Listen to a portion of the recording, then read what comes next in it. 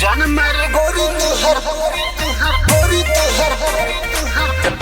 चले मोबाइल के सीधे रिकॉर्ड दिल्ली बर्बाद दुनिया चले मोबाइल के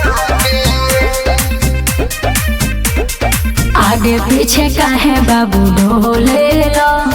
देखी के कु बोले काहे भोले लो। का बोलो गजब के चीज बाड़ू हो। आगे पीछे काहे बाबू ढोले लो, अच्छा देखी के कु बोले काहे भोले लो। सुना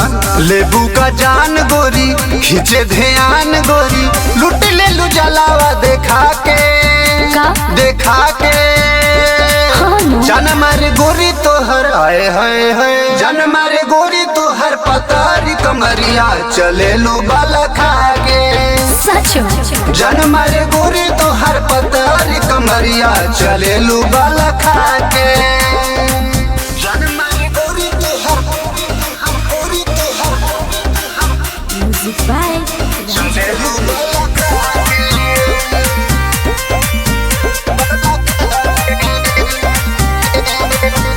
तोहर चढ़ल जवानी पोरे पोरे बा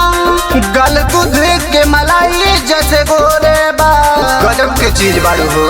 सचो सट दहो बाबू देखी के नलर टपकावो, रह दूर जनी भीरे मुरायावो। देखे में बोल्ड बाड़ू जैसे कि गोल्ड बाड़ू धन हुई केहू तो है पाके पाके जान मारे गोरी तोहर आए हाय हाय जान मारे गोरी तोहर पतारी कमरिया चले लो बाला खा के हटो ना जान मारे गोरी तोहर पतारी कमरिया चले लो बाला खा के सचो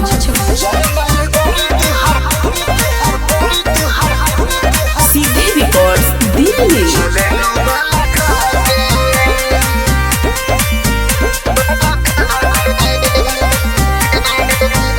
होठ सूरज के किरण जैसे लाले हो ये पे प्यारे परमोधे लोभाले हो